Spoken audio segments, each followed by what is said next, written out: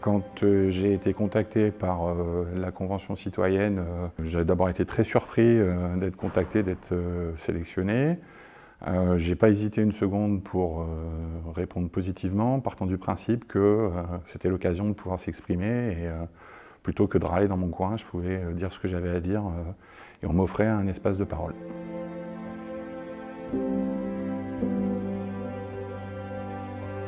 Les préoccupations du changement climatique, c'est quelque chose qui me concerne, enfin qui me touche depuis pas mal de temps. Alors après, de façon très raisonnable, c'est-à-dire que je ne suis pas extrême dans cette problématique, mais effectivement, je suis sensible à tout ce qui est écologie.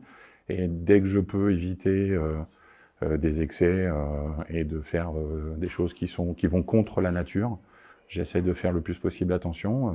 Donc j'étais déjà sensibilisé avant. Ouais.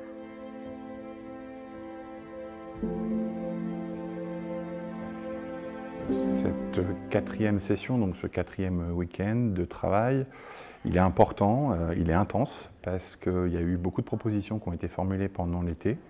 Aujourd'hui, on est dans le vif du sujet, on a les mains dans le moteur, on est en train de regarder concrètement comment on peut agir. Ce qui est très positif, c'est qu'il y a effectivement du débat, un débat qui est respectueux, c'est-à-dire qu'on s'écoute mutuellement, on peut argumenter, présenter nos idées. Ce qui est un peu frustrant, c'est que pour des questions de temps, on ne peut malheureusement pas faire durer ces débats trop longtemps. L'équipe d'animation encadre bien les choses de sorte que ce soit assez fluide, qu'on puisse avoir à la fois les avis des uns, les avis des autres, pouvoir réfléchir un peu à tout ça. Et je suis assez impatient d'aller à la session 5, qui va être la session du débat, dans laquelle on va sélectionner les vraies actions qu'on souhaite mettre en œuvre. Et pour le coup, là, ça va être un peu l'apothéose de tout ce travail qui est quand même assez prenant.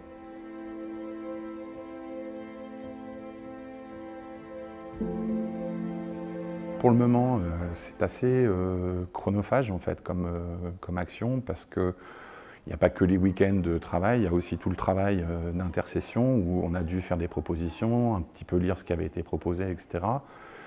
Malheureusement, on a tous un peu nos vies à côté. Du coup, moi, je suis plus dans l'instant présent, c'est-à-dire, voilà, on est dans l'action, on est en train de rédiger nos actions. Non, j'ai toujours pas de vision globale, j'ai un peu... ma vision change aussi en fonction de l'actualité, en particulier de cet été qui a été quand même très important et dans le travail que l'on fait, qui nous a montré que ce n'était pas une simple vue de l'esprit. Donc pour l'instant, je me laisse un peu porter par l'organisation et je pense que dans cette intercession entre la 4 et la 5, on va commencer effectivement à pouvoir peaufiner une vision plus globale et un peu plus définitive.